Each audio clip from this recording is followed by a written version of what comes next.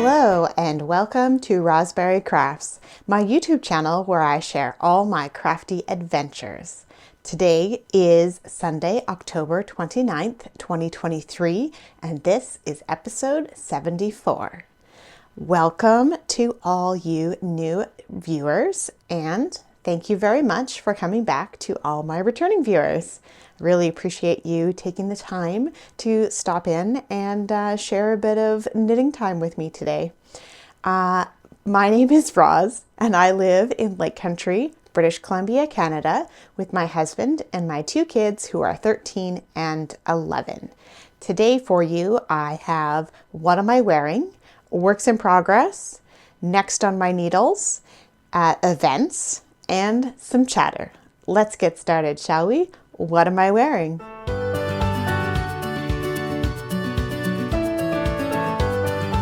Today I am wearing a shawl I've named On the Blue Sparkle. So I'm not sure how well it's showing up on camera, but these teal yarn is a sparkle yarn with stellina in it.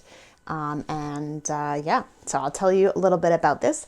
This pattern is called On the Spice Market, and it's by Melanie Berg.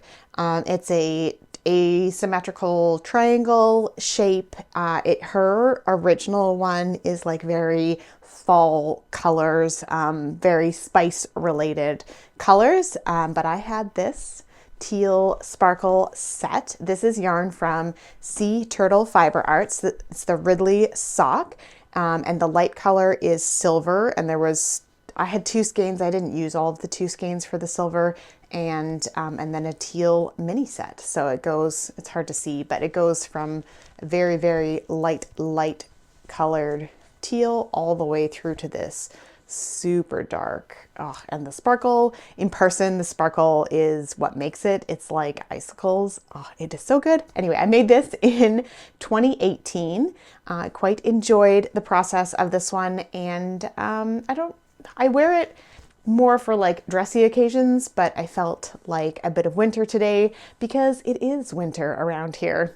As usual, in my What Am I Wearing segment, I do end up talking about the weather. The weather has turned. Winter is here, and there is frost on my deck in the morning, and I'm no longer allowing my children to ride their bikes to school because there could be ice on the road. So that is where we're at.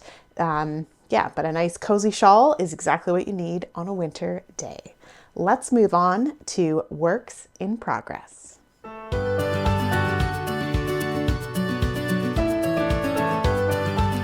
My first work in progress is my new work in progress. If you've seen my little vlog that I put up from my trip to Seattle to see the Seahawks game, you will have seen this already, and I've made almost no further progress on it. But this is the yarn that I showed you guys last week, and this is Freckled Whimsy. And let's see, this is their DK, and it is a Super Rush Merino nylon DK, so it could be suitable for socks. However, Taylor requested a hat out of it, so I'm making the Musselburgh hat. Originally, I had thought to use the orange mini skein in the middle so that the brim would fold up and you'd have this orange section. I guess I didn't really know how it would all play together. And I think with the softness of these other colors and then having this really bright orange kind of band around it, it just seemed really off-putting to me. So I've decided just to keep the stripes for the hat. And if I need to, I'll use the end. I'll do a little bit in orange if I run out, and then it will be folded up into it this way, so you won't see it. And she's already deciding on a pom-pom to go with it, of course, because she's 11 and loves giant pom-poms. What 11-year-old girl doesn't? So, yeah, so I made some good progress on this. I had more of it done, but I ripped it back. You can see all the details about my trip in the previous video that I put up. But I'm enjoying this immensely. DK works up super fast. I don't want to lose stitches, so I'm going to pull that there. I love seeing the color stripes They're thicker and thinner depending on how many rounds you get of each color, but I love how it's working up, and I'm pretty sure this will be done pretty quickly. Let's tuck everything back in so I don't lose it. I think another weekend work on that, and I should have a finished hat, but not yet because I have been working on my other project. My other projects. I have two more. It's hard to pick it up now because it's so large and the yarn's falling apart everywhere. Okay. This is my shortest day shawl, and this is a pattern by Christina Gordon. It is a very large shawl, and I'm making mine out of an Advent project. This is Fireweed Fiber Co. in her Sweet Pea sock from her 2022 Advent, which was last year's. It is so good, you guys. So good. Like, it's so huge, but it is so good. Oh, I just love it. I honestly can't wait to wear this. The yarn is so squishy. I don't know what else to say about it. The colors are so good. So this is where I was when I last recorded. So I've made quite a bit of progress. I'm on color 21 right now, which means I only have 3 more colors. And you'll see in next on my needles why this might not happen this month, but we'll see. So I've talked about the pattern, I've talked about the yarn. That was the other thing.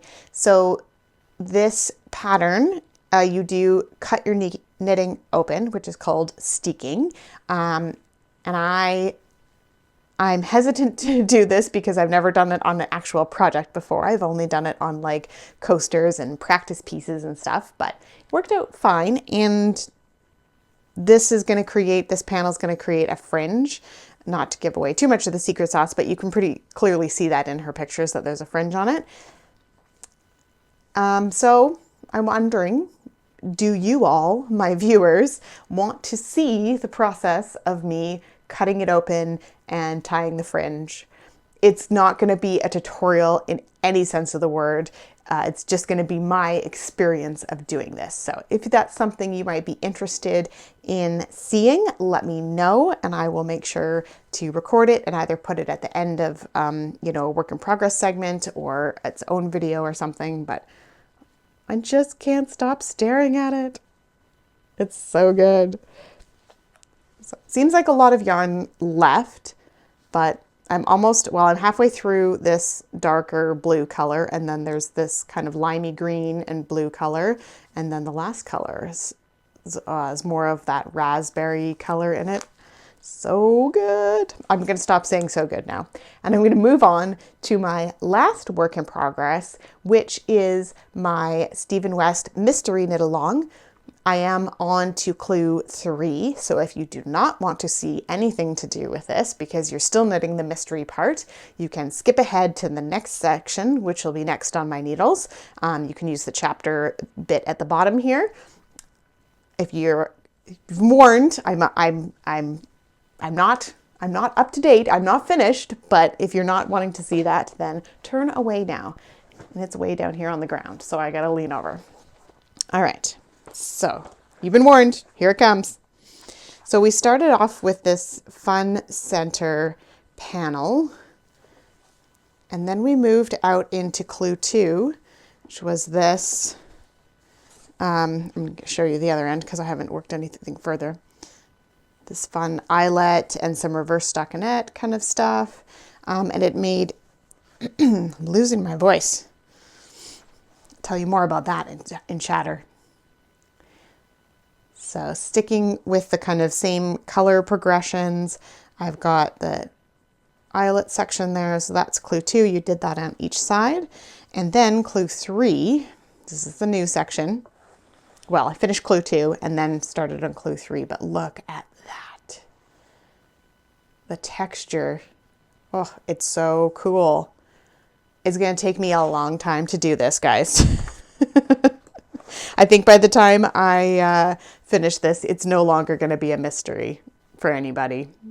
If you want it to be a mystery still, it's going to be difficult. You're going to have to stay off the internet. But this is working up so nice. It is going to take me a while though, because there's counting and figuring out what row you're on and all that kind of stuff, which is totally fine. It's not a problem. It just takes time. So the pattern, sorry, my notes are down here today. The pattern is Geogradient by Stephen West, and this is the mystery knit along that he does every fall.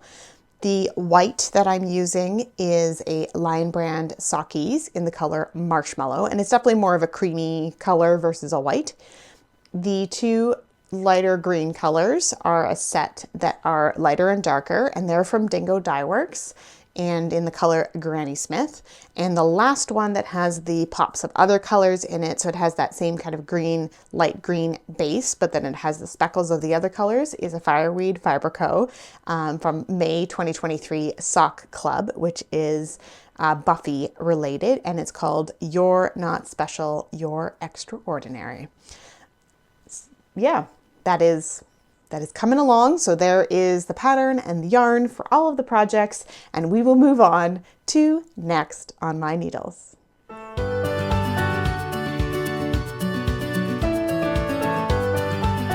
Next on my needles, as I spoke about last week, is November is National Knit a Sweater in a Month called Nanasuemo, and I will be knitting the ranunculus out of which is by Midori Hiroshi. And I'm going to be using some Barocco Remix Light. Let's just grab the ball of yarn here. Oh, my lights are being a little crazy today, but it's this old jeans colorway. So it's just a kind of medium blue, but you'll be able to see it better because I did a swatch. So this is my swatch that I did on the 4.5 needles. I really like this fabric. It's still airy, like you can, well, it's hard to see on this, but I can still see through it a little bit. This is washed and blocked, laid it flat to dry. So I made this little swatch, which is actually a decent size, but I really like the look of this, but this is way off of the stitch count. This has more stitches per inch. So then I decided to go a little crazy and I made a big swatch because I wanted to see how it would actually kind of fit around my waist. And then I did this one on a 5.5, and you can see this is much airier. It's really hard to see, but because I just did an inch of it, just to kind of get a good gauge, but I can really see right through it, and I don't really like the looseness of it. But now that I've thought about it a little bit, I kind of like the drape of this one. This one is definitely a little more stiff, and this is, like you can see, it's very drapey. It's draping right off my finger. So I think I'll be going with the 5.5, which does get me much closer to the gauge, and we'll see what happens. So starting on November the 1st, I will be casting on this project. I will be using the 4.5 for the ribbing on starting with the neckline and any other ribbing on the sleeves and the bottom. It's a top-down sweater. It is a paid-for pattern, so I won't be giving away too much of it, of course, because it's paid for. I will be talking about a bit in my process, challenges along the way, things that are going smoothly. When I try it on, you'll be able to see how it's kind of working out and all that kind of fun stuff. I will be doing short videos for that every day and then putting them all together and putting it as like a block, the works in progress section of this regular podcast. So you won't see a video every day, but you will see each progression of each day in a weekly video. Hope that makes sense. I think that's just going to be the easiest way for me not to have to worry about editing a video every day. I do find that a little overwhelming. When I sit down and do it, I can put my earbuds in and kind of just sit down and focus and do it. So that is what I'm going to do. And that will be my Nanasuemo sweater. This is definitely a stretch goal for me. Last year I knit my Ease sweater, and it's a worsted weight sweater. I decided not to do the extra neck treatment, so that was a little bit less knitting. And I did complete that in a month. So this will be a little bit more knitting, but because of the loose gauge, I don't know that it's going to take as long. If I'm feeling up to it before the 1st, or maybe on the 1st, I'm going to try and figure out how many stitches approximately this sweater will be, and then I will have a good idea of how far I need to make it each day so that I complete the sweater in a month. I am doing the long sleeved version. That is I find that a sweater in the short sleeve version, I then have to wear a long sleeved shirt underneath it. And because of the make of this yarn, it's definitely going to be more of a sweater type thing, a warm weather. I don't even know what I'm saying. A warmer weather, spring, fall kind of in between season item that I can put on over a tank top or a t-shirt instead of like a full long sleeved shirt. And then I'll be able to still have my arms covered. It's surprising, even just now, I had a sweater on, but I really wanted to wear this shawl for you guys today, and it didn't really jive because of the weird collar on the sweater I had on. It's not really a sweater, it's a fleece. Anyway, that's a long story that you guys don't need to know all that. Anyway, I can feel the chill on my arms. I don't know if you can see, I have little goosebumps going on. So even though it is warm in the house, it's over 20 degrees, I still am getting a chill just because of the chill in the air of where I live. It's a cold climate, what can I say? I think that's enough rambling about why I'm always cold, and we will move on to events.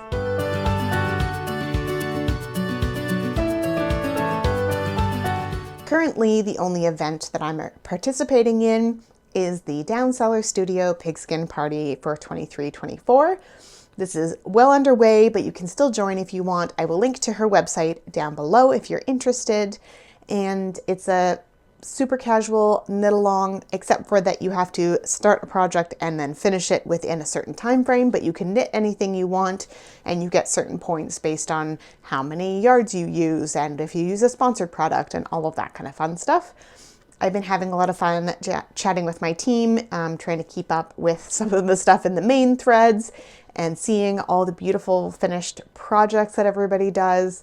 I did get to go to a football game last weekend, so that was kind of fun just to see that. And I've never been to a live football game. I watch them on TV a fair bit, but that's not true. I've never been to an NFL game. I've been to a Canadian Football League game, but not an NFL one. It was an experience for sure. If you want to get some snippets of that, definitely check out the vlog that I just posted. And we will move on to chatter.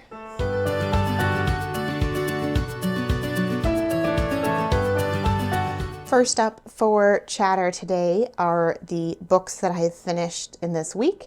And I finished Red Queen by Victoria Aveyard. I don't know. I will put the description down below in the description box. You can copy and paste it and find it there. I listened to this from the library. It is an excellent book. Definitely went a little bit different a direction than I thought, but not in a bad way.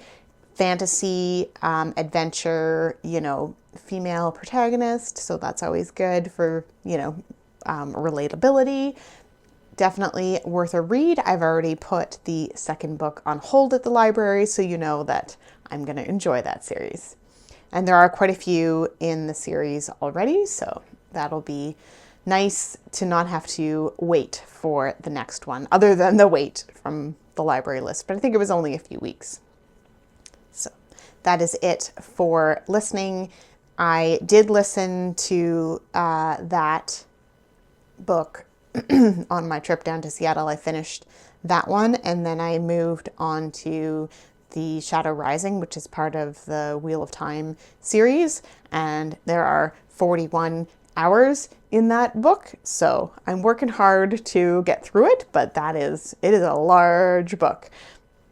But I am enjoying it. There's a lot of storylines going on now, and it is very, very enjoyable. Sometimes a little hard to follow because you forget which character you are currently following along with. But it is a very enjoyable book. If you enjoy that kind of fantasy world building, it is an epic tale for sure. Next, I'm going to talk a little bit about my trip to Seattle.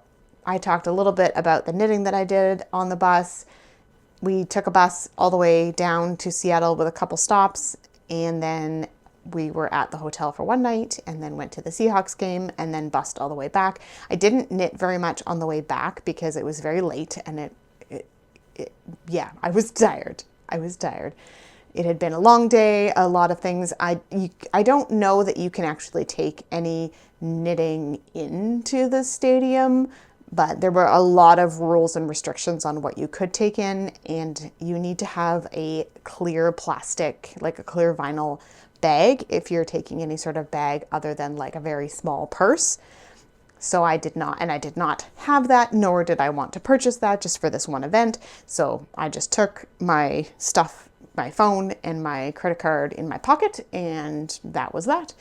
It was supposed to rain, and it ended up being a beautiful, like, overcast and sunny afternoon.